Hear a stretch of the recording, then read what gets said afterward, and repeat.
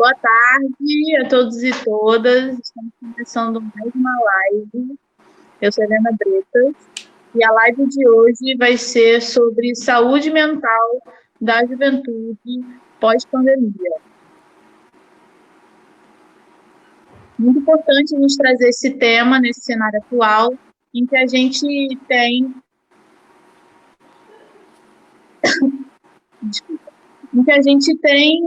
explodido o coronavírus no país e no mundo, e a gente vem passando por um processo em que a juventude ela já vinha sofrendo com um aumento de casos de depressão e ansiedade, e aí essa quarentena, todo esse cenário atual, nos trouxe para uma piora desse quadro, e aí a intenção da nossa live é a gente debater essas perspectivas e saídas nesse cenário pós-Covid. A gente está aqui hoje com a Carolina Padilha, que é psicóloga maravilhosa, tem um IG no Instagram, muito bom, sigam. E ela faz pós-graduando a especialização em psicologia positiva, ciência do bem-estar e autorrealização. Boa tarde, Carolina. Oi, boa tarde. Muito obrigada pelo convite. A Helena me chamou assim, para essa live, eu estou muito feliz assim, de estar partilhando esse espaço com vocês. E principalmente o que eu gostaria de falar hoje assim, é mais trazer uma conscientização. Pensando que eu sei que está muito difícil, né? E tá muito difícil para todo mundo. A gente vê, né, nossos amigos, nossos familiares, está todo mundo sentindo muito como os impactos, né, da pandemia, os impactos do isolamento social. Então, eu acho que essa conscientização é mais, assim, de dar uma acalmada no coração, sabe? De pensar, não, tá todo mundo mal mesmo, a gente precisa partilhar isso, a gente precisa trocar, que estamos mal, mas que sairemos dessa, né? Que a ideia é muito da gente conseguir pensar num futuro, né? Pensando que, né, os nossos amigos estão provavelmente mal em casa e os casos de depressão estão aumentando, né? A gente não tem muito ao certo os dados em relação a suicídio, mas a gente tem, né, uma noção mais ou menos de como que esse isolamento social pode ter um impacto muito devastador, assim, né, para as pessoas que já estão numa situação de vulnerabilidade, não só econômica e social, mas mental também. Então, acho que nesse momento é muito importante a gente compartilhar e tentar criar uma rede de apoio, assim, né, de que, sim, estamos todos, né, sofrendo, mas que estamos todos a caminho, né, que vamos sair dessa, assim. Eu entendo que é muito difícil ter esperança nesse momento, né. Uma das coisas, assim, que eu aprendo muito, que eu aprendi muito nessa pós, né, pensando em bem-estar, pensando em autorrealização, é de que é muito difícil, de fato, você pensar num propósito em meio à dor, mas que é possível você treinar, né, resiliência, é possível você, no dia a dia, fazer um pouquinho que seja para que você continue em movimento.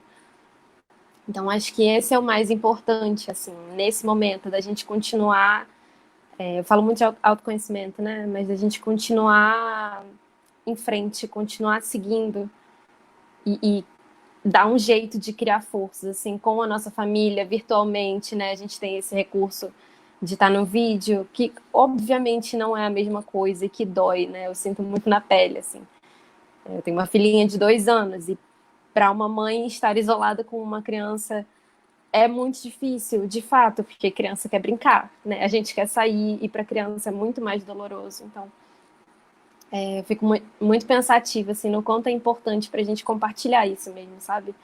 Compartilhar com pessoas que estão ali para acolher. Não sei, eu tenho estudado muito, assim. Eita, falando a beça, né? Você quer perguntar alguma coisa, Helena? Não, calma, tá tudo bem, tá tudo bem. Queria só apresentar os outras pessoas, componentes da live, antes da gente continuar.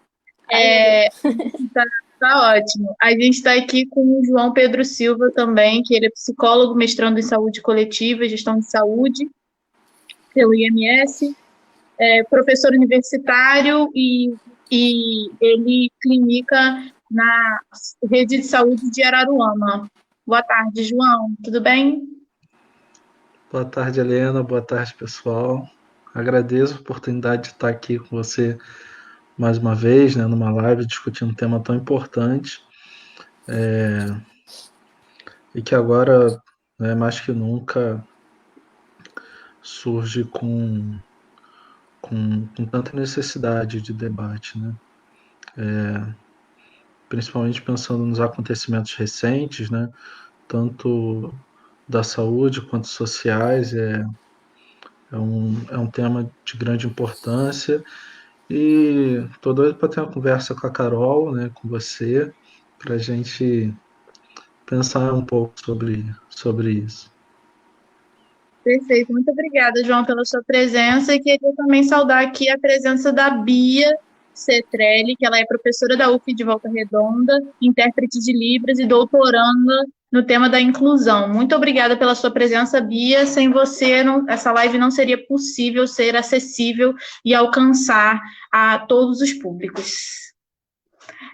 Bom, antes de passar a palavra de volta para a Carol, que ela já tinha começado a falar sobre o tema dela, eu acho que é importante a gente refrisar, né, sobre esse aumento de questões psicológicas ao longo do século XXI, né? A gente já tem diversas pesquisas, desde 2012, de 2014 e de 2020 também, 2018, que comprovam que o aumento de depressão e ansiedade, principalmente na juventude, está sendo brutal durante esse período, né, do século XXI.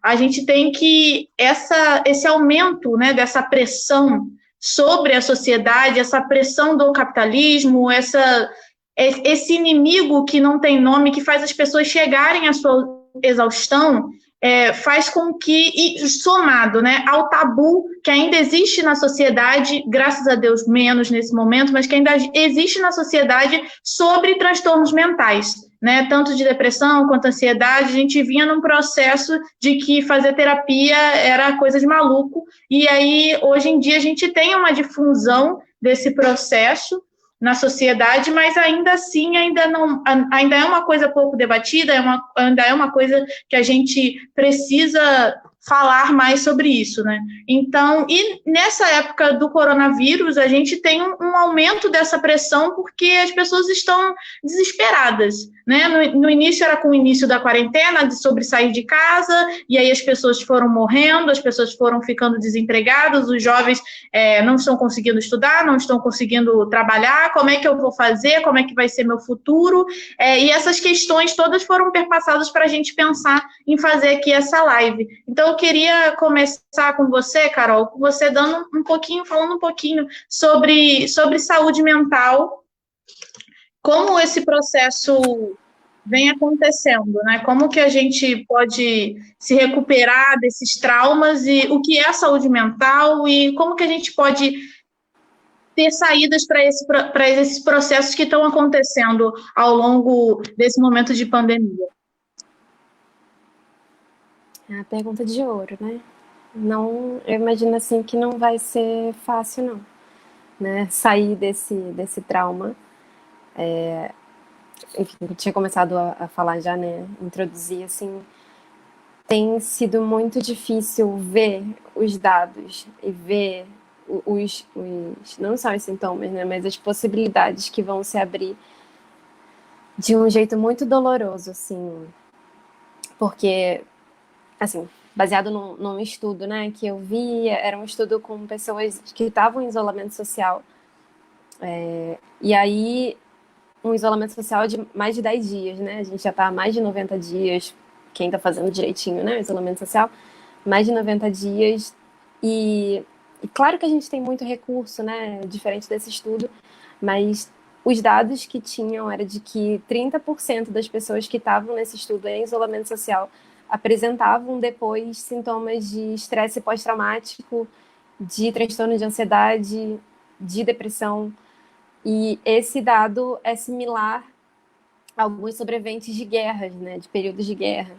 Então, a gente tem muita dor, né? Estamos em volta de muita dor, de muita perda.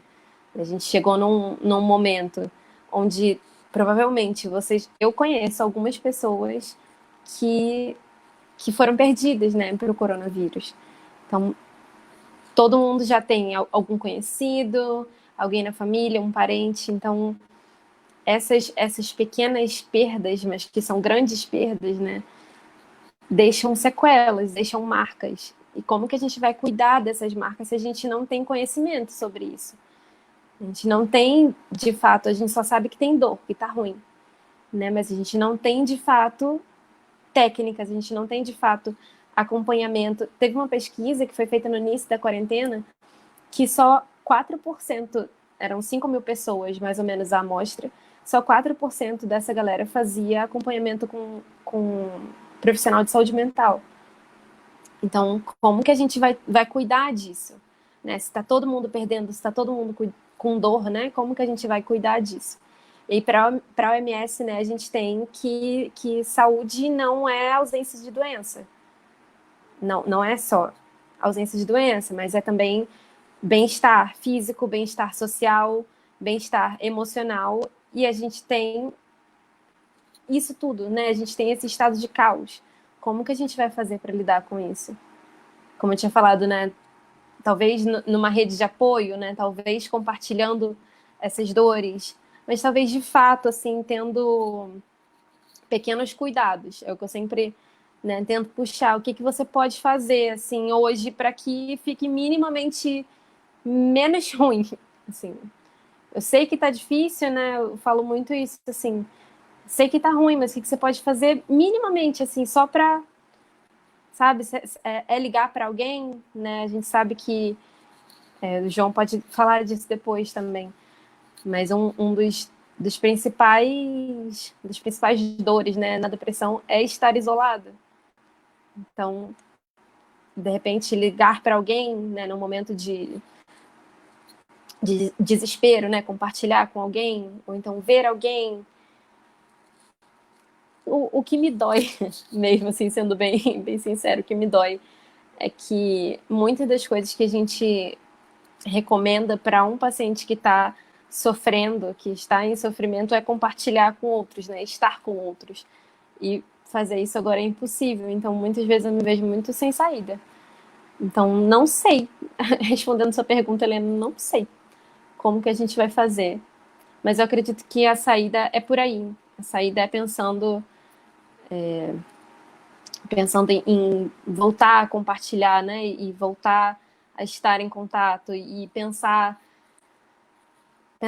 num propósito, tentar dar um sentido para isso, né? Eu falei sobre treino de resiliência, é um pouco isso, assim, como que a gente pode ser criativo para sair dessa, né? Criar mesmo, inventar algo, nem que seja, né, sei lá, fazer campanha para doar. Isso não só ocupa o tempo, né, mas te dá um sentido de propósito, né? Uma campanha, a vaquinha, né, que o seu coletivo fez para ajudar outras pessoas, né, ajudar o próximo. Então, acho que talvez seja por aí, assim, de devolver para nossa comunidade e se fortalecer ainda mais, enquanto comunidade mesmo, né? De pensar numa rede. Acho que é um pouco por aí. Entendi, perfeito. Eu queria passar um pouco a bola para o João para fazer essa conexão disso que a Carol falou com a saúde coletiva, né? A Carol falou muito desse sentimento interno, né, de como as pessoas estão se sentindo nesse momento. Como é que a gente consegue conectar isso com as políticas públicas de saúde no macro, né? Existe a possibilidade de como as políticas de saúde podem nos ajudar nesse momento de aumento desse sofrimento psíquico das pessoas. Perfeito. Pegando esse gancho da Carol, né, quando ela fala sobre essa ideia que se tem hoje, que passou por um período longo de construção, né, e que ainda é complicado a gente discutir, que é a saúde como bem-estar, e não exclusivamente como ausência de doença, né?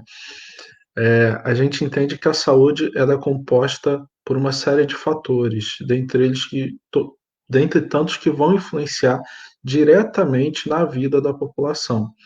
E a gente, andando um pouco para trás de quando começou o coronavírus, né, de quando começou essa pandemia, a gente consegue lembrar que a gente estava atravessando um período muito difícil, com trabalho, renda, ah,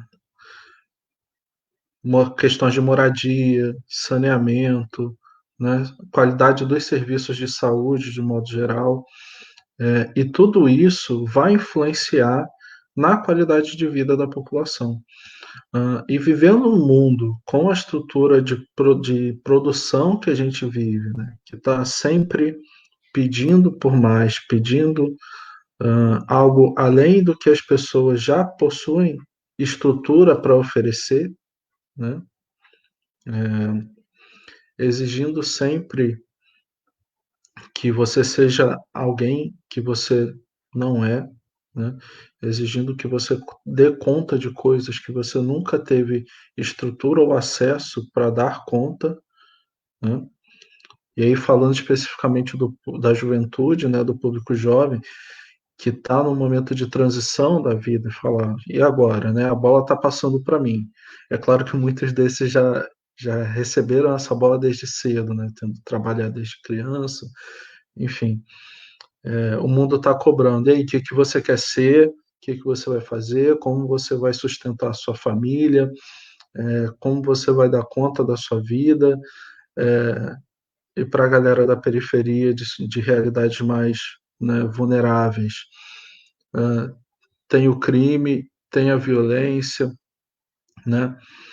Hoje eu não consigo pensar saúde sem inserir dois fatores básicos da nossa sociedade que é o colonialismo e o racismo, né, que vão influenciar também na produção de individualidade, na formação dessa personalidade, na formação da identidade desse sujeito.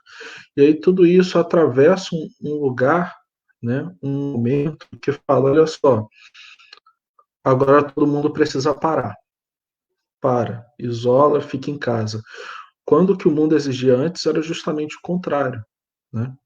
Isso falando de pessoas que podem realizar o isolamento. Então, todo mundo que tinha uma rotina muito intensa, tanto de cobrança quanto de trabalho, e aí o jovem ele continua com essas exigências, com essas cobranças, mas ele tem um corte na rotina, né? Ele é obrigado a para o jovem, contato social é extremamente importante, é para todo mundo, mas os jovens, para o público jovem, isso é mais intenso, né? E aí você não pode mais ter contato presencialmente, né? Que é uma coisa que eu trabalho muito. O isolamento ele é físico e não afetivo, né? Como a Carol muito bem falou, a gente precisa encontrar espaços para resgatar algum tipo de troca e de afeto, né? Para atravessar esse momento que é muito complicado. E quando a gente começa a entender que isso é algo que está afetando a vida de todo mundo, né? Por incrível que pareça, existe aí uma possibilidade de encontrar um lugar e falar: não, eu não estou sozinho, né?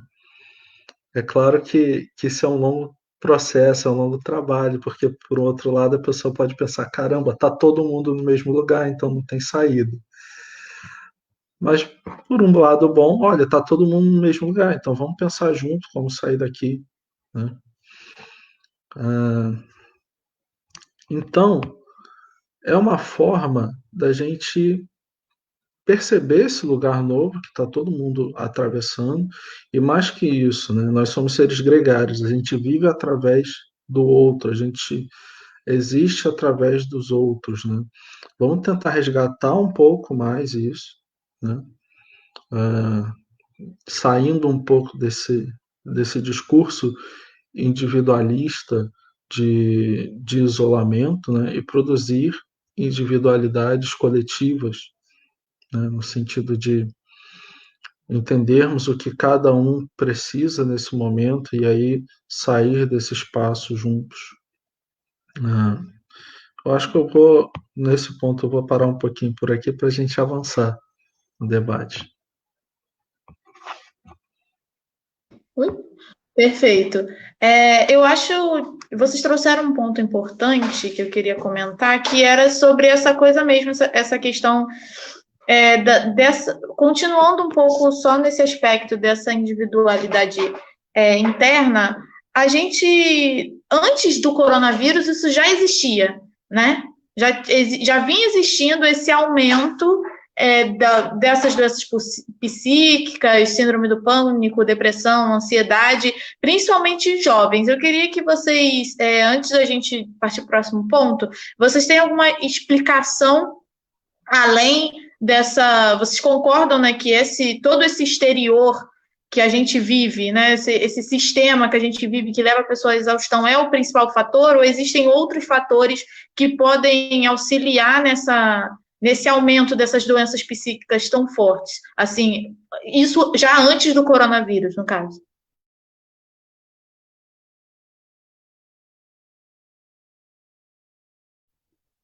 Um de cada vez. Você quer falar, Carol? Pode começar.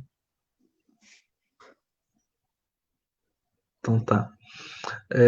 Eu continuo atribuindo muito desse aumento de doenças emocionais, né, por conta do meio de vida que a gente está atravessando. Mas, sem dúvida, por um outro lado, a saúde mental está sendo cada vez mais valorizada, né?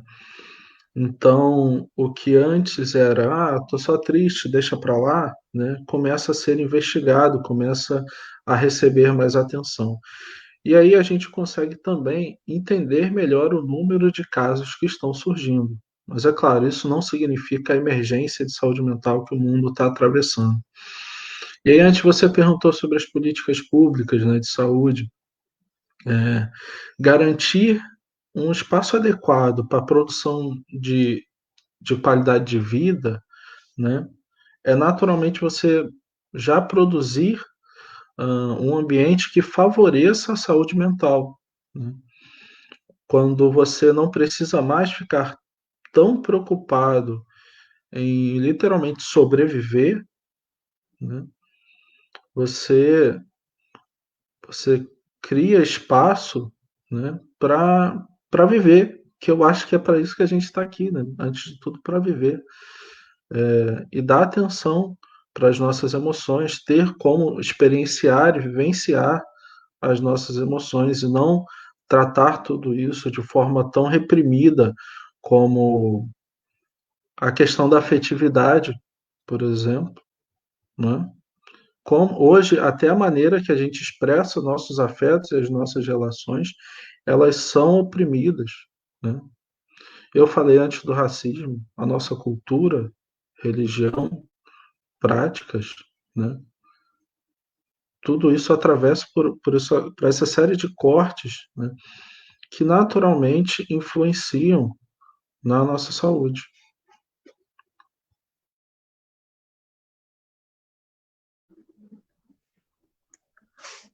Carol, eu queria que você Foi. falasse um pouquinho sobre isso e conectasse também, já entrando em outro ponto, em estratégias. Você, muito no seu Instagram, por exemplo, você traz várias estratégias que as pessoas podem utilizar para se sentir, diminuir, né, vamos dizer assim, esses impactos que as pessoas têm em relação a tudo isso que elas estão passando. Aí eu queria que você fizesse também uma conexão, falasse um pouquinho disso, sobre essas estratégias que você coloca, pelo menos que você implementa na sua vida e que você expõe lá como uma forma, né, das pessoas conseguirem passar por esse momento. Antes de responder, né, eu vou pegar assim isso que o João trouxe, porque é interessante de pensar, né, que de fato não tem como a gente pensar em saúde mental quando a gente está com fome, né? Isso é necessidades básicas, né, de segurança. Se você não tem um lugar para morar, né, com condições adequadas, se você não tem alimento, né, se você não tem isso que é básico para a sobrevivência, né, não tem muito como a gente pensar adiante, né? Não tem como eu fazer uma recomendação, né, para um paciente que está com fome, por exemplo. Né? Não dá. A gente tem que pensar em outras coisas, e aí entra a saúde pública, né? A gente precisa dar condição para que as pessoas, né, estejam num momento onde seja possível falar que, de fato, ok, né, como que a gente vai reduzir esses sintomas de ansiedade, né, esses sintomas de depressão. Hoje eu vi uma youtuber falando que ela é periférica e tudo mais, e ela estava falando da produção de conteúdo dela. É engraçado, assim. É tão triste que chega a ser engraçado pensar que tem pessoas passando por umas coisas muito bizarras, né? Eu posso dar a dica que for da meu 13º andar privilegiado no meu condomínio, que não necessariamente vai atingir, né, a população periférica, atingir quem não tem acesso à internet e que está lá mal, sabe que está mal, né, que vai para um outro tipo de serviço, né, mas que não é a pessoa que está me ouvindo falando agora. Então, acho importante a gente frisar isso, porque, de fato, né, o racismo está aí, né, a desigualdade social está aí para separar de uma maneira muito dura, né, é o adoecimento muito duro. Você estava falando, né, sobre o estigma e como essas doenças, transtornos, né, vêm acontecendo. E não é à toa que a previsão é de que em 2050 a depressão seja a doença que mais vai matar, mais do que câncer, né? Então, o que a gente está produzindo, né? Isso é totalmente atrelado ao nosso sistema capitalista. Isso, assim, não tem a menor dúvida. Isso é baseado, né? Essa necessidade, né, de produção, de estar fazendo, de estar, né, ali. Enfim. Então, eu queria pontuar isso antes de falar, assim, porque eu acho que o principal de dica, de sugestão que eu posso fazer é voltar para dentro, sabe? Claro, vou explicar melhor porque isso fica muito viajado, né? Mas é voltar de fato, assim, de prestar atenção, sabe? Eu vou prestar atenção em como eu tô me sentindo. Eu tô completamente aterrorizada porque aconteceu algo aqui na minha comunidade que vai para muito além do coronavírus, né? Um assassinato na minha porta, né? A gente está vindo de semanas intensas de lutas contra o racismo, né? Como que você vai ficar bem da cabeça quando o seu vizinho foi morto dentro de casa, né? Então, uma coisa muito dolorosa, assim, de se pensar. Então, mas eu acho muito, assim, que é de ter o tempo, que não é para todo mundo, mas ter o tempo de pensar, de parar um pouquinho e pensar em como eu tô me sentindo, né? O João trouxe isso da afetividade, né? Que não é para todo mundo pedir ajuda. A gente sabe quem são as pessoas que são mais endurecidas, que não conseguem espaço para falar, que não tem ninguém para falar. Não, eu tô me sentindo mal, eu não sei nem o que é isso, se eu tô me sentindo mal. Mas, na verdade, está aterrorizado com muitas sequelas e com muitos resquícios. Então, eu acho que é muito uma questão de tentar, da forma que for, do que for possível mesmo, assim, né? No impossível, trabalhando no impossível, de se dar o mínimo de atenção, assim, de pensar o que eu tô sentindo e tentar compartilhar com alguém. Eu não consigo ver outro caminho mesmo, assim, do que a gente pode fazer. Essa é, para mim, a principal sugestão, assim. É importante você trazer isso, porque as pessoas às vezes acham que não está conectado, né? Uma coisa não tem a ver com a outra, mas tem tudo a ver, né? Às vezes eu lembro quando teve até o debate da positividade tóxica, né? Que as pessoas estavam no início da quarentena, estava todo mundo falando muito, aquela coisa de estou aqui fazendo minha quarentena produtiva e tudo mais, estou aprendendo 35 línguas diferentes, estou fazendo exercícios, estou fazendo yoga, e parabéns, que bom que está fazendo, né? Mas estavam colocando de uma forma como se fosse simples, né? Como se fosse só assim, minha vida parou nesse aspecto, né? Eu estou dentro de casa, então eu vou fazer outra coisa sem reconhecer, principalmente no caso da juventude que a gente está falando aqui, a galera que não conseguiu parar de jeito nenhum, porque ela precisa sustentar a sua família, né? A gente tem um ponto que está rolando agora, que eu acho que é importante trazer, é importante vocês estarem aqui e trazer essa sensação de calma, de tranquilidade, de paz, porque, por exemplo, se a gente for falar de Enem, a gente está falando de uma quantidade, uma parcela de jovens significativas que não têm acesso à internet, né? Que não tem algumas pessoas. A gente fez, o Movimento Negro fez depois de todas essas manifestações que vieram a acontecer, a gente fez uma vaquinha chamada Pretos no Enem para poder pagar a inscrição das pessoas que não tinham nem condição de pagar a inscrição do Enem. E que dirá as pessoas conseguirem, nesse momento de pandemia, você se preparar psicologicamente para uma prova, né? Que vai decidir, assim, que, na verdade, é claro que a gente sabe que uma prova não define você, não define sua vida, uma nota não define você, mas para a população negra, para a população periférica, para a população pobre, às vezes o Enem é a única oportunidade, né? Aquele momento é a única oportunidade. O meu pai sempre me falava uma coisa que eu nunca esqueci, que pobre só tem uma chance na vida.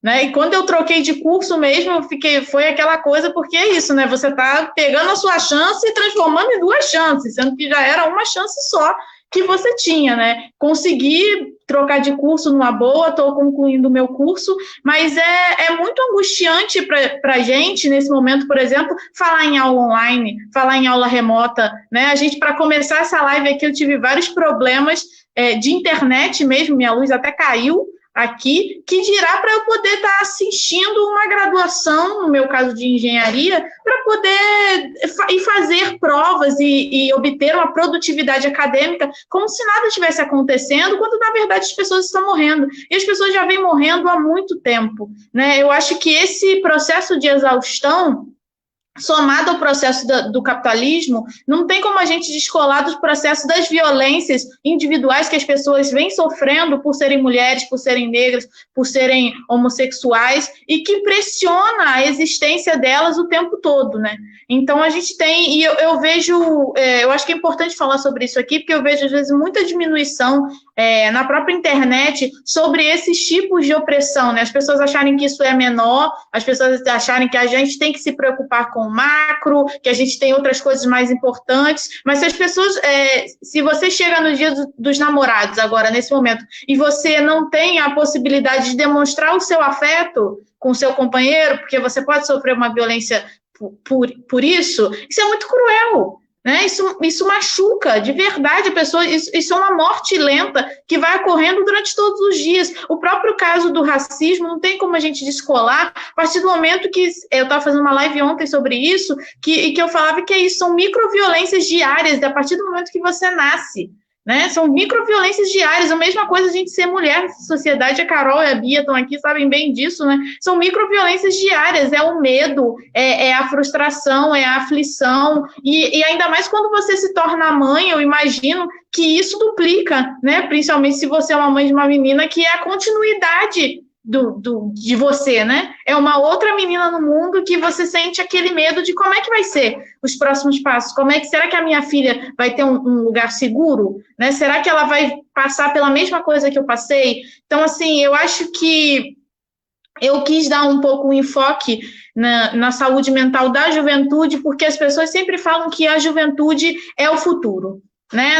Vocês são futuro, a geração de vocês são futuro, e sempre confiam muito na gente, o que eu acho que pode também ser um outro fator, né? Essa pressão de, assim, passei a bola, né? Chegou um momento, para mim já deu, passei a bola para você, agora é contigo. Se você fizer errado, a culpa é sua, né? Sendo que a responsabilidade de você lidar com todas essas opressões juntas e ainda se sentir assim, na sua família, assim, tipo assim, eu que tenho que ser o melhor da minha família, né? Eu tô entrando primeiro na universidade, então eu não posso fazer feio, eu não posso errar, eu não posso repetir, eu não posso jubilar da universidade, eu preciso dar o meu melhor porque as pessoas estão contando comigo, né? Então, eu acho que essa pressão que essa parcela da juventude atual está vivendo é tão brutal que ela ocasiona esse aumento E com o coronavírus, assim, sinceramente, não foi diferente, né? Eu estava conversando até com o João e com a Carol.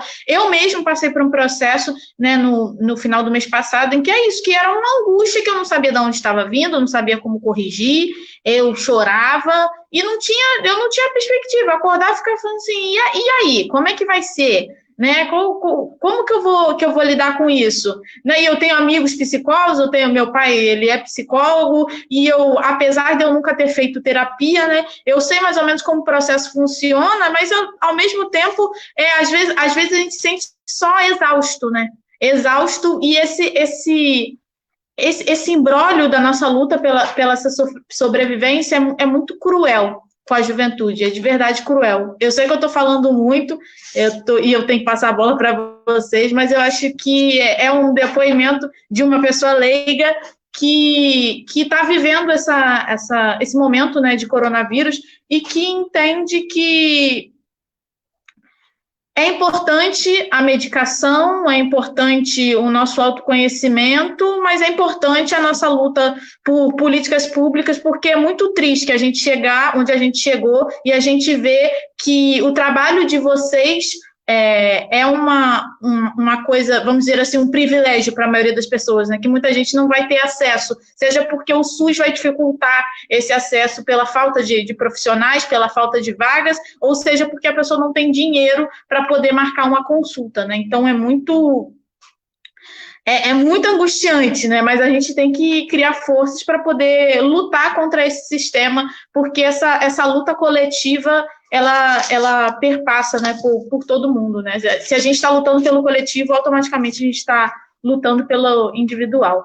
Bom, falei muito, mas eu queria que vocês falassem também um pouquinho sobre essa questão dessa organização que vocês tinham, alguns de vocês, não sei se foi a Carol ou o João, tinha falado dessa organização interna, né? A gente conseguindo passar essa primeira barreira, né, da nossa existência, né? Como é que a gente consegue fazer essa organização interna para diminuir esse impacto e esse sentimento, né, que vem assolando a população?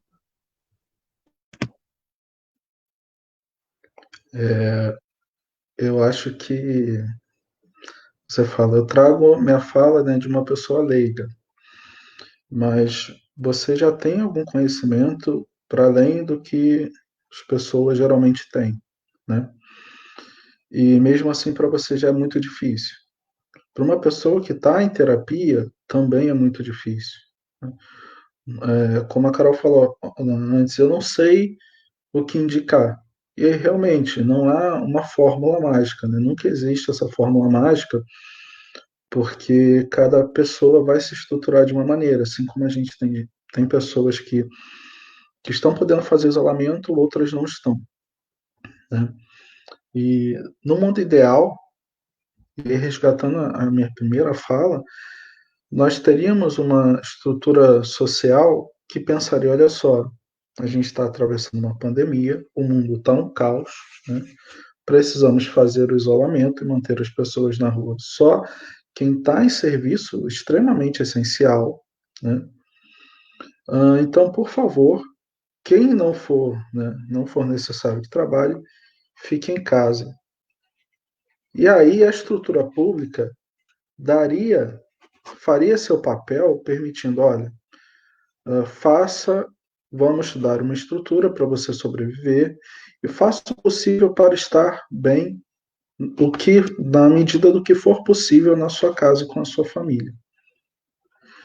Na verdade, o que a gente vive não é isso, né? Como você falou, muitos só têm uma chance, muitos só têm uma bolsa, muitos só têm aquela carta para jogar, né? E isso acaba não permitindo essa chance, essa estrutura, e falando, olha só, se vira, o Enem vai acontecer de qualquer jeito. Se virar, teu pai perdeu o emprego, né? Que pena, isso é a meritocracia, né? Que falam. Teu pai não vai poder pagar o Enem, né? Que pena. Então, quem tiver mais preparado, né, segundo o discurso que fazem, essa é a preparação, né, a renda, a classe, Então a gente está num lugar que não é propício para isso. E aí o ideal, quando você fala, ó, não é o SUS que restringe as vagas, né? É a ausência de governança pública adequada que acaba restringindo essa oferta de vagas no SUS. Assim como a gente vê a ausência dessas políticas, dessa governança adequada na possibilidade de estruturar em muitos países, por exemplo, né, outros até de caráter muito liberal, historicamente, eles deram auxílios emergenciais de valores altíssimos para que essa população tivesse estrutura de ficar em casa, né? E aqui a gente não está vendo isso. Então, essas estratégias, como você fala, é pensar em como cada um consegue atravessar da melhor maneira o momento que se está vivendo, né? E pensar no que é possível fazer hoje, literalmente viver um dia de cada vez. A minha vertente, né, da psicologia, ela trata com a experiência com a fenomenologia, né? Ou seja, o que, que eu estou vivendo hoje, né? E como eu consigo lidar com isso, o que, que eu consigo fazer com o que eu tenho na minha vida hoje. E aí, cada vez mais, tentar ceder menos, né, a essas exigências e compreender, né, que tudo isso que é cobrado é uma violência contra a sua própria existência, né? É claro que quando você está tomando essa chicotada nas costas, é muito difícil pensar nisso tudo. E aí, mais uma vez, eu volto no pensamento de redes de apoio, né? Como você citou, Piretes do Enem e tantas outras, né?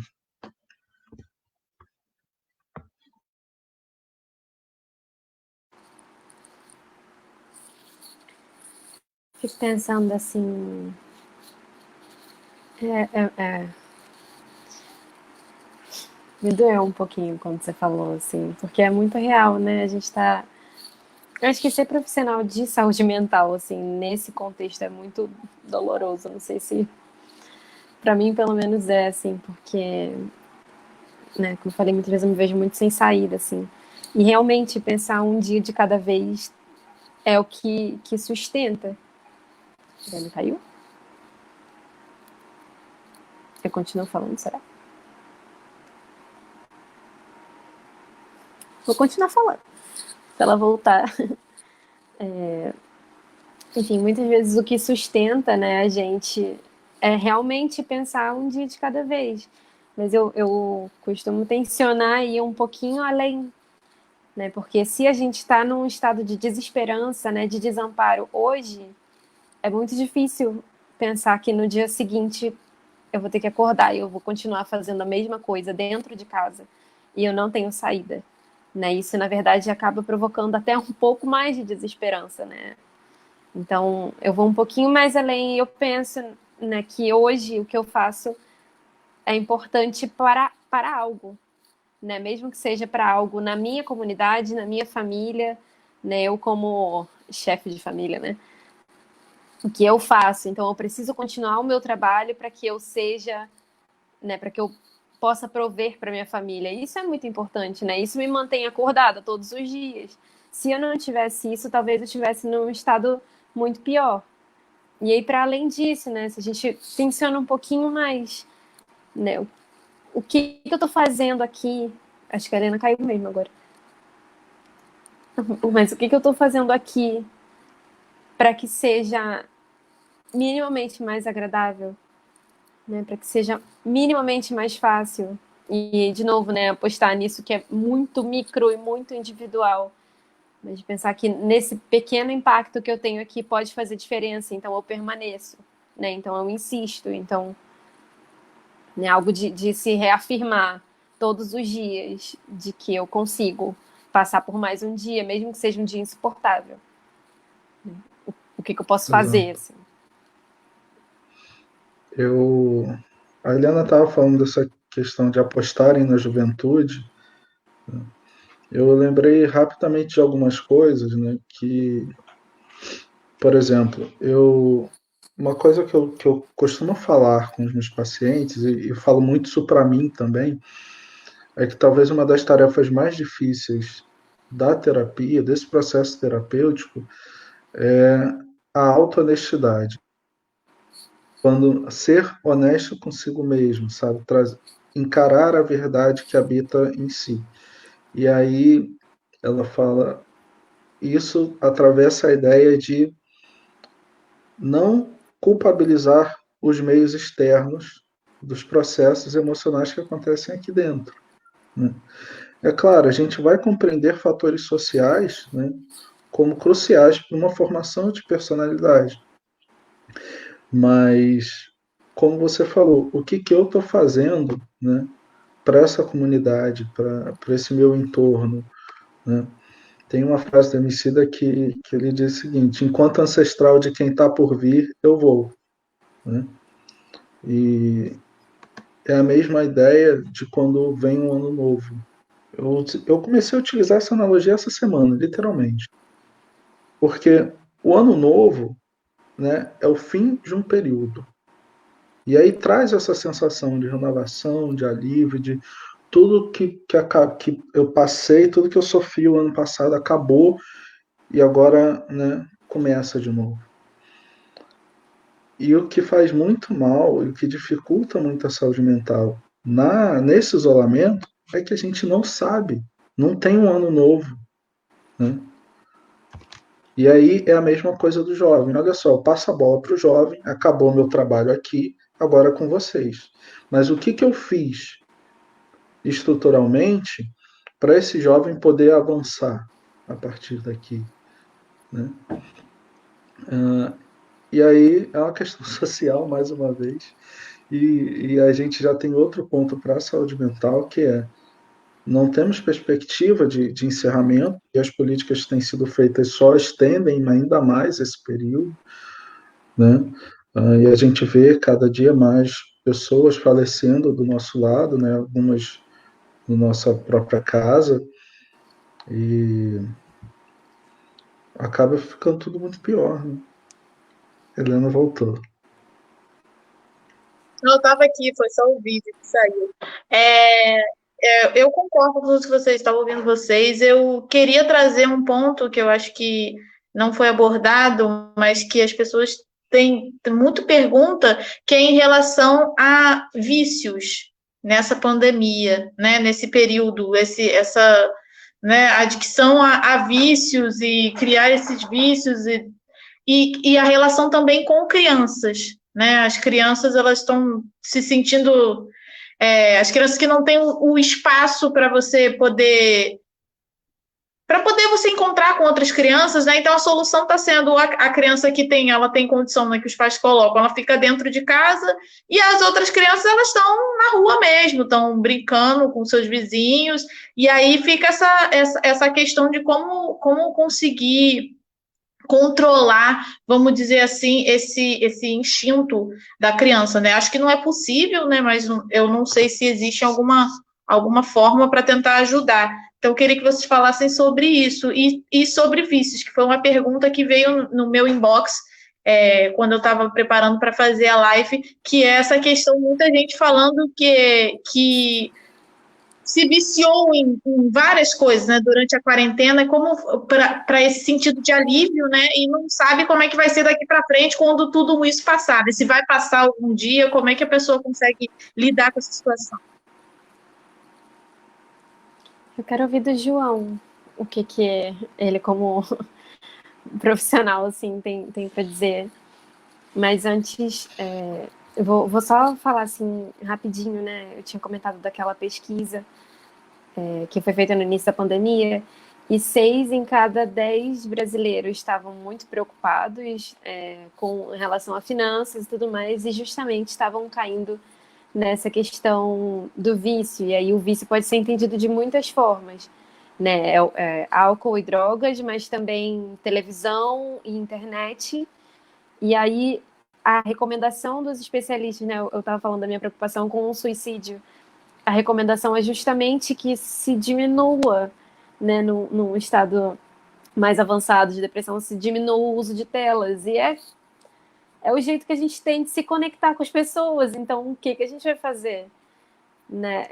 E é muito difícil pensar isso mesmo, assim. Se a única coisa que está te trazendo alívio no final do dia é aquela taça de vinho, né? Aquela cerveja que você está compartilhando consigo mesmo, porque não tem ninguém para compartilhar, né? Aquele cigarro para aliviar a ansiedade, você que não tem, né, acesso a uma terapia. E aí? Não sei. Te juro que eu não sei responder, assim. Passo a bola para o João, porque eu não sei. Olha, é uma pergunta muito difícil mesmo. Eu também nem sei se tem essa resposta, mas o vício, né, ele pode surgir, e a dependência, ele pode surgir de diversas maneiras, né, e por diversos motivos.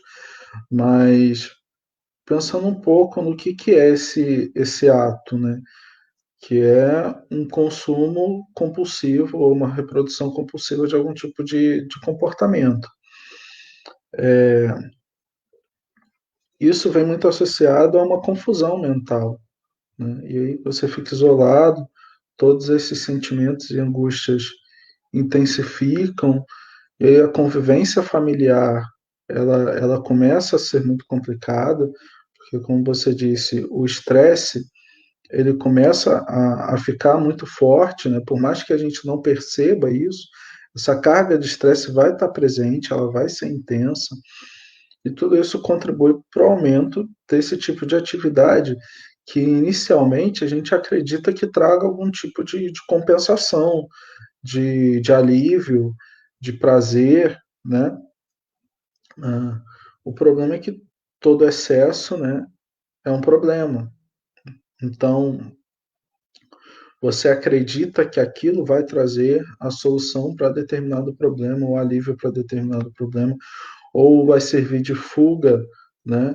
Eu vou consumir álcool até desmaiar. Mas e aí, o dia seguinte está aí.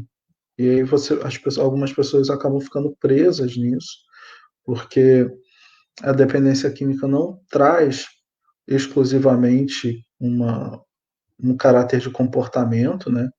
Ele é químico, o corpo começa a ficar acostumado com aquela substância, né? E ele vai pedir mais por aquela substância, porque, olha, se aquilo estava aqui antes, se aquela substância estava tão presente aqui, e não só em relação a drogas lícitas, mas os medicamentos também, os psicoativos, né? Que causam uma dependência enorme. Ah, cadê aquele remédio que estava aqui toda hora? Sumiu, e aí o seu corpo vai reclamar, né? E você vai passar a sentir o mal-estar por isso, mas sua cabeça diz que você precisa daquele medicamento, daquela substância, daquele ato. É a mesma coisa a tela, o estímulo a tela, a luminosidade, ela traz estímulo, né? Isso, ela traz o conteúdo em si traz prazer, né? E se formos pensar novamente nas questões sociais, que é falar das pessoas que estão mais vulneráveis a isso, quantas dessas pessoas têm um acesso cultural de ter, por exemplo, desenvolvido o hábito de leitura, ou ter desenvolvido o prazer pelo hábito da leitura, ou tenha uma família estruturada para desenvolver hábitos saudáveis dentro dessas famílias. Vamos organizar, ter momentos de conversa, ter momentos de lazer aqui nesse grupo, nesse núcleo. Né? Até porque a gente sabe que essas famílias, elas, quanto mais vulnerável, mais a principal preocupação é sobreviver, né? Então, às vezes, são vários membros que estão em locais diferentes tentando garantir o sustento da sua família, né? Em relação às próprias crianças, né? Às vezes as crianças não têm com quem ficar, tem que ficar com o vizinho, às vezes as crianças têm que ficar sozinhas, a maior toma conta dos menores, assim, e realmente, por exemplo, a televisão, né, uma única forma de distração que aquela pessoa vai ter. E ainda mais nesse momento do streaming, né, dessas plataformas de streaming, de séries e tudo mais, eu acho que o que fica preocupante é essa coisa, né, de como você vai voltar ao normal, né? Algumas pessoas, elas estão, eu sinto que as pessoas falam que elas estão vivendo uma realidade paralela, né? As pessoas que não tiveram que manter, né, o seu trabalho, a sua rotina de trabalho, tanto por ser serviço essencial quanto por precisar sobreviver mesmo, elas estão vivendo em outra rotina, né? Às vezes as pessoas falam assim, eu só acordo, vejo Netflix o tempo todo e vou dormir. Ou eu acordo e falo com os meus amigos no celular, e aí toda hora me dá vontade de comer um doce, e aí quando eu vejo, eu comi 10 barras de chocolate, né? E é uma compulsão alimentar que também pode ser, que também vai gerar um vício, né? Que vai gerar vários impactos negativos, né? Então, realmente é muito. Eu te interrompi, eu sei, mas eu acho que é importante mesmo você falar sobre isso, justamente porque é muito difícil, mas é isso, né? As pessoas, eu acho que elas têm uma angústia de pelo menos saber a opinião dos profissionais, né? Elas ficam pensando assim, pô, se eu não sei de nada, quem sabe, né, a pessoa que estudou sobre isso, que tem um conhecimento, né, dedicou parte da sua vida a isso, ela possa me dar algum tipo de resposta. Isso, a gente fica preso nesses atos compensatórios, mas também não teve acesso a formas de combater isso. Você falou, por exemplo, dessa ideia de bem-estar e ficar preso. Eu costumo falar que energia parada apodrece, né? E adoece. Quantas dessas pessoas sabem que, por exemplo, alguns minutos de alongamento no dia e um pouco de sol, para quem está preso em casa há muito tempo, pode ajudar, né?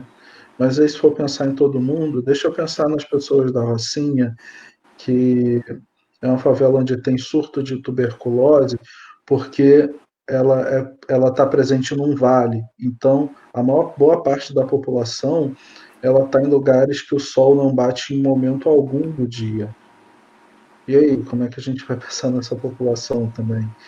Enfim, é toda uma estrutura que precisa ser mudada do micro ao macro para a gente começar a falar de uma estrutura adequada para a saúde mental. E aí, vou puxar um pouquinho, né? E, de novo, vou além, né? Vamos tentar pensar a longo prazo, não que todo mundo consiga, né? Mas tentar pensar a longo prazo, né? Vai passar. Quando passar, a gente vai fazer o quê? Né? A gente vai fazer o quê com isso? Com esses resquícios? Né? Eu acabei de ver que a gente está quase acabando, né? Então, antes da gente acabar, eu vou falar só algumas outras coisas para complementar isso que o João trouxe, né? Do sol, de alongamento, mas também falar com pessoas, né, faz toda a diferença.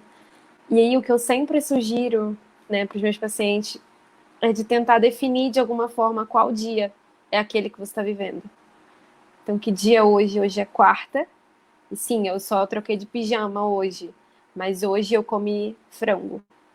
Ontem eu comi carne. Sabe, uma brincadeira muito boba, mas que traz um outro sentido, né? A gente não está só numa repetição de dias, né? Sim, a sua vida está acontecendo enquanto isso. A pandemia está acontecendo, mas você continua vivendo. Então, ontem você fez o quê? Hoje você fez o quê? E amanhã você vai fazer o quê? Sabe? Vamos tentar brincar com isso para trazer algum nível de, sabe, de concretude para isso que está vivendo. Se não entra, né? É só acordei, botei um Netflix, dormi, Netflix estava passando ainda, e aí amanhã de novo. E aí eu não sei se eu comi, eu não bebi nada hoje. Por que eu sempre trago falando sobre água, né? Mas a primeira pergunta de sempre é: eu estou hidratada? Porque as pessoas não bebem água. E parece bobo, mas não é. O corpo precisa de água, né? Teve uma dica que eu dei na internet sobre coisas que você pode fazer. E a primeira era sobre água. E as pessoas riram, falando que é bobeira. Mas, gente, quantas pessoas têm acesso à água potável? Né? Às vezes as pessoas não bebem água porque também não tem água, sabe? Só que é essencial. Então, vamos pensar, né? Eu estou hidratada, falei sobre isso ontem. Eu estou hidratada, eu estou alimentada. Que mais? Que mais que a gente precisa, né? É relação saudável, é habitação. Enfim, é troca, né? Estar presente. Então, falei. Perfeito. A gente está encerrando a nossa live, né? Chegamos a 1 hora, o tempo voou, falei para vocês que era muito rápido. Eu queria dar para vocês espaço de considerações finais para a gente encerrar. Queria muito agradecer a presença da Carol e a presença do João para a gente debater esse espaço. É muito importante a gente debater com os jovens sobre o futuro dos jovens, a saúde mental dos jovens. Eu acho que é uma perspectiva boa, né? Porque é gente da gente falando para a gente, né? Então, eu acho que as pessoas conseguem captar melhor. Quero agradecer a todo mundo que está participando, né, da live, que está assistindo com a gente, e a galera que vai assistir depois, seja no Facebook, seja no YouTube. E queria deixar o recado de que eu acho que nesse momento a gente precisa ressignificar, né? Eu acho que a palavra dessa live é ressignificar.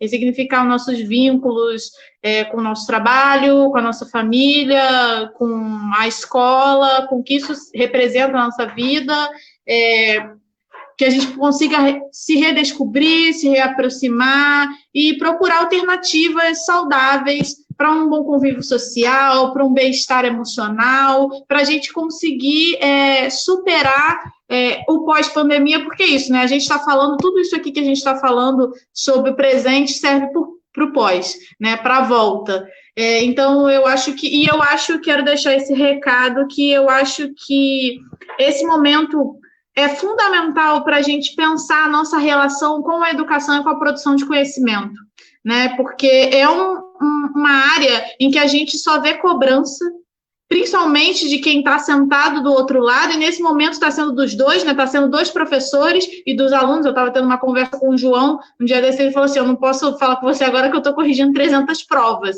E assim, 300 provas. Então, assim, como é que fica a saúde mental desse aluno? Como é que fica a saúde mental desse professor? Né? A gente está conseguindo, com esse sistema atual de educação, com esse sistema de provas, de trabalhos, baseado, né, na meritocracia e na nota, a gente está conseguindo avançar, a gente está conseguindo formar profissionais qualificados, a gente está conseguindo produzir um conhecimento que a gente vai devolver de fato para a sociedade, ou a gente está levando essas pessoas à exaustão?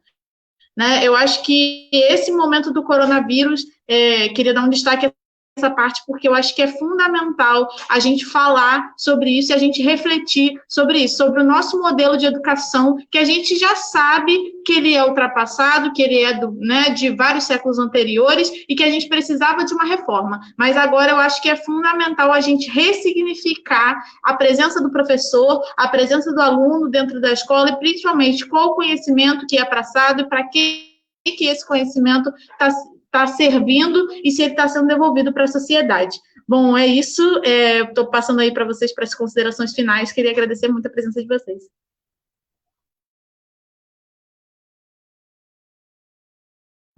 Pode falar, gente.